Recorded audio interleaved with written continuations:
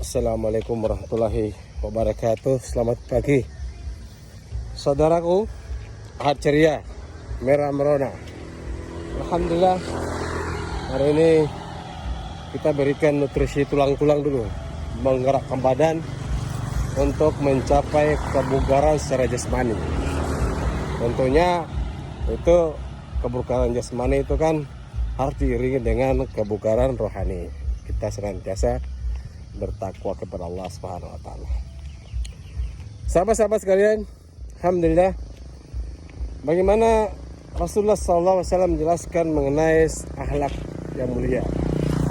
Karena dalam beberapa hadis riwayat Imam Muslim, Rasulullah SAW bersabda bahwa orang yang paling indah di antara kamu adalah orang pilihan di antara kamu adalah orang yang paling indah akhlaknya. Jadi antara kita semua ini kawan, yang termasuk orang-orang pilihan adalah yang paling baik akhlaknya, budi pekertinya. Contohnya ya menyenangkan orang lain, senantiasa menyapa, senyum. Kalau dalam konteks menyenangkan orang lain tapi berbuat buruk, itu bukan akhlak yang mulia, bukan orang pilihan. Dalam hadis yang lain masih riwayat Imam Muslim, bahwa kemuliaan seorang muslim itu, mukmin itu tergantung dari penghayatan agamanya. Kemudian harga dirinya tergantung dari akal pikirannya, dan kehormatannya tergantung dari budi pekertinya. Jadi menjadi mulia itu bagaimana caranya kita menghayati agama ini.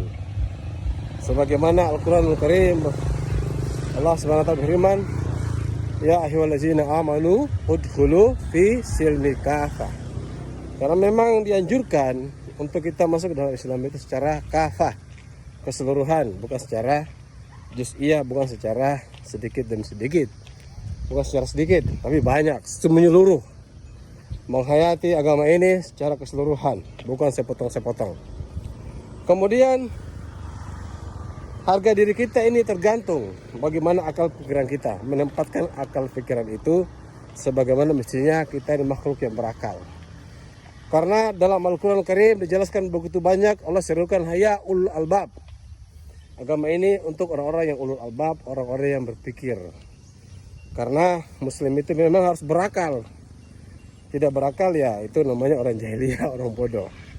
Sehingga bisa kita bayangkan kayak orang-orang yang sakit di jalan itu, kan kehilangan akal pikirannya, itulah harga dirinya. Kemudian kehormatannya itu, saudaraku, tergantung bagaimana dia punya budi pekerti, akhlak yang luhur, akhlak yang baik. Maka saudaraku, untuk menjadi mulia itu bagaimana kita hayati agama ini, kita maknai agama ini, kita pelajari agama ini secara menyeluruh. Harga diri kita ini bagaimana kita menempatkan akal pikiran kita. Pikiran kita ini difokuskan hanya untuk meraih keberkahan dunia wal akhirat. Akhirat dulu, insya Allah dunia menghafiri. Kemudian kehormatan kita ini tergantung bagaimana kita memperbaiki akhlak kita. Ya, kita ini juga bukan orang-orang yang berakhlak baik, tapi berusaha untuk menjadi baik. Saling mengingatkan dalam kebaikan dan takwa. Di dalam hadis yang lain kawan, Rasulullah SAW senantiasa menyuruhkan kepada umatnya bahwa karena memang perangai yang baik itu, budi pekerti yang baik itu, dia akan menambah pahala, luar biasa pahalanya. Sebagaimana air itu dia mencairkan es. Kemudian perangai buruk itu dia merusak amal, sebagaimana cuka merusak madu. Tahu cuka merusak madu? Coba dicoba aja. Itulah perangai buruk yang merusak amal, merusak amalan soleh. Saudaraku rahimakumullah. Kemudian dalam hadis yang lain juga Ahmad bin Hanbal mengatakan bahwa menyampaikan dalam riwayat Nabi SAW itu bahwa orang yang budi pekertinya baik itu derajatnya bisa mencapai orang yang puasanya banyak, sholatnya banyak, zakatnya juga banyak. Karena walaupun amalannya cuma sedikit, dia hanya melaksanakan sholat lima waktu dan puasa Ramadan tanpa menambah amalan-amalan sunnah, puasa Senin Kamis, kemudian sholat duha, sholat tahajud. Tapi karena budi pekertinya baik, derajatnya bisa mencapai orang-orang yang senantiasa puasa malam, orang yang senantiasa sholat duha, orang-orang yang senantiasa bersedekah dan lain-lain sebagainya. Ini pentingnya kita berakhlak baik. Dan tentunya muara dari semua ini, kawan, bagaimana kalau kita berakhlak baik itu adalah la'allakum turhamun, agar kita ini dirahmati, mendapat rahmatnya Allah. Kita Al-Quran menjelaskan banyak, bertakwa kepada Allah, la'allakum tuflihun, agar kamu menjadi orang yang beruntung. Ya, beruntung tentunya kan jelas. Beruntung itu rahmat yang terbesar bagi seorang mukmin. Ketika insya Allah di kelak yaumul qiyamah kita masuk dalam jannahnya Allah Subhanahu wa taala. Saudaraku, bagaimana dengan orang yang suka bohong? Itu tidak menepati janji. Aduh, apalagi pemimpin yang suka bohong. Aduh, hancur sudah kita ini. Mari kita berdoa kepada pemimpin kita ini. Insya Allah ke depan itu semua bertaubat dengan taubatan nasuha, sehingga kita menjadi bangsa yang makmur, baldatun thayyibatun wa rabbun ghafur. Kita mulai dari diri sendiri.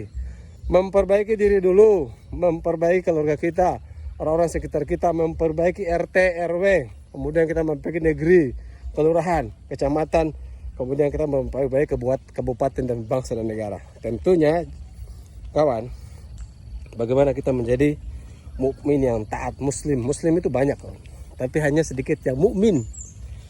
Makanya, mari kita senantiasa memperbaiki diri dengan harapan insya Allah ke depan bangsa ini 2024 kita menjadi baik dengan pemimpin baru yang bisa membawa bangsa ini ke arah yang lebih baik. Amin amin ya rabbal alamin. Saudaraku, demikian kita sama-sama berusaha saling mengingatkan ya dalam kebaikan dan takwa, berusaha memperbaiki apa yang belum baik dan mempertahankan apa yang telah baik hari ini. Amin ya rabbal alamin.